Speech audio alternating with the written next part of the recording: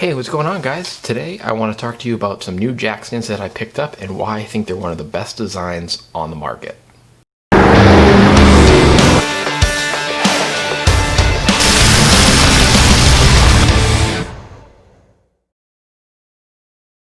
So recently I had to do 2 repairs on each of my vehicles. The first I had to do was tie rod ends on my Mustang. I had suspected that the steering fell off. Had to jack it up, checked it at 9 and 3, and then at 6 and 12, and sure enough at 9 and 3, the tie rod ends were pretty worn, and I verified that because the boots and everything were all torn.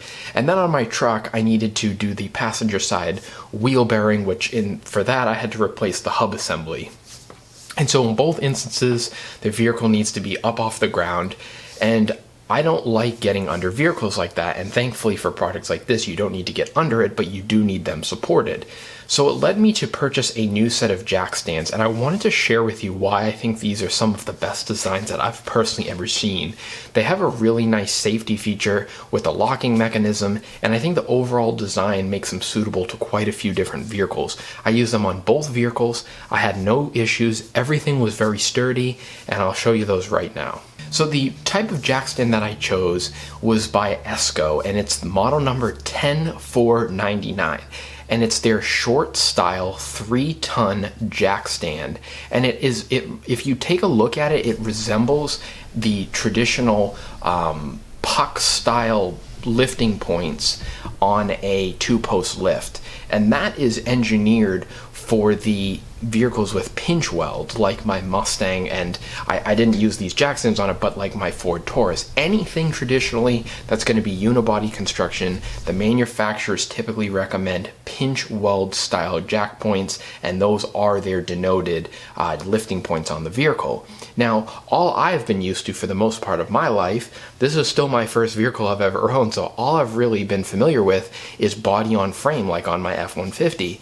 So it was a big transition for me to go to owning the Taurus and the Mustang and having to figure out how to lift them, because if you've never done that before, it's pretty foreign to think you're lifting something by pinch welds. So over my shoulder, you can see both types of jack stands that I have. These are the new ESCO model, and these are the traditional like cradle style that I have, that I use on my truck, and you can see that there's a big U shape for an axle, and it'll allow you to lift on most body on frame vehicles. Some people do use this style, I guess, for unibody, but to me it didn't sit properly with the Mustang, and so I wanted something that was designed for pinch weld lifting.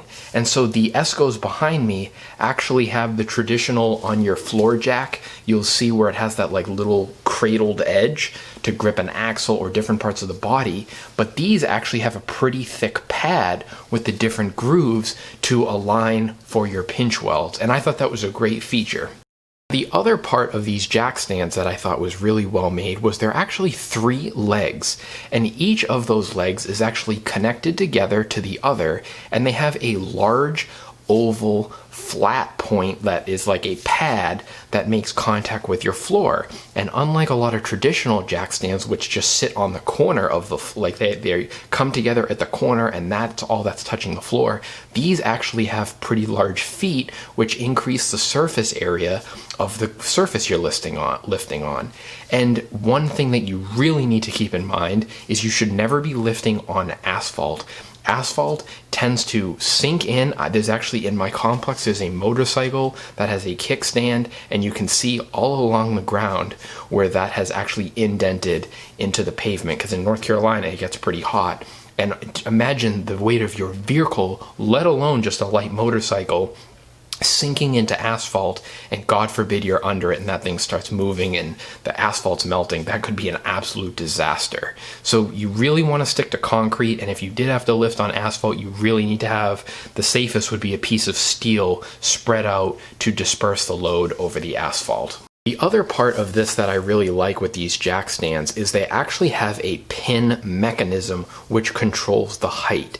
A pin is going, and I am no strength engineer or anything, but common knowledge is a pin is going to have a way higher shear strength than one of those traditional little locking mechanisms of jack stands, which you could hit. It may not be locked in place properly, and the jack stand could collapse. And think of all that weight, thousands of pounds, you know, whether you're under it or not, that could be an absolute disaster for you, your property, or somebody else. So that is a really, really important feature to me, and something that I think should be mandated on all jack stands.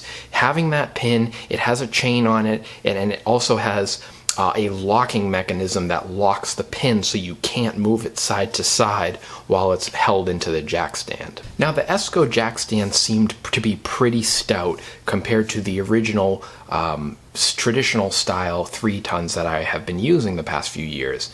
And so when I weighed each of them, you can see the difference in the weight. The ESCOs are coming in around 9 pounds and 12 ounces, whereas the traditional yellow cradle style, those are coming in at around 7 pounds. Now, that may not sound like a lot, and I'm not saying that this is a massive deciding factor, but that tells me that this is a more robust unit. And to me, having a little bit more weight means that there's more material and it's just heavier built overall. And I like the design because if you take a look at it, it has more of a rectangular tube style. And again, those feet add to that nice support, and the place on top for the support of your vehicle is a pretty wide surface area to make sure you have good contact no matter how you're lifting it. So I know one of the questions that I had was the diameter of this lifting pad, and it is right about 4.3 inches in diameter, and that's a circle obviously. And the diameter here on each of these corners where it caught the pads is basically 3¼ inches in diameter. So you have 3¼ inches at each corner that's making contact with your surface. And again, as I showed you before, if you take a look here, you really just have the corner of each support on the edge here making contact with the ground. And I'll take a larger surface area any day when I'm lifting something that, again, weighs that kind of weight. I really believe ultimately the safest thing for most maintenance that doesn't require unloading the suspension is going to be using some form of a ramp. Now, eventually I'm going to do a video showing the ramps that I built. My dad had built these so long ago, and they're really affordable. They're really, really strong. And I've built my own set a couple years ago when I moved in here, and they've been wonderful for oil changes, transmission fluid changes, anything that does not require a wheel to come off. They've been a godsend, and I think they're the safest way to go.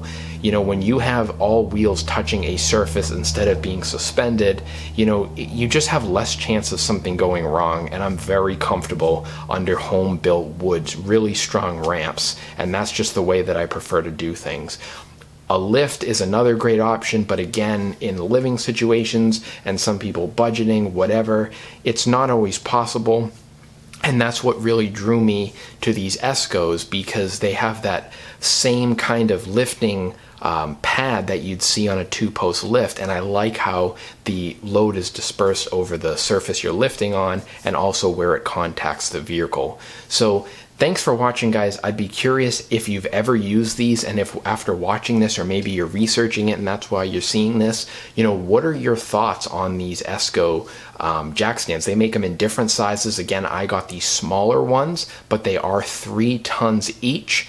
And I hope this helps you, and definitely would be interested in your feedback. So we'll talk to you in the next one, guys. Thanks for watching, and I hope you have a great rest of the day.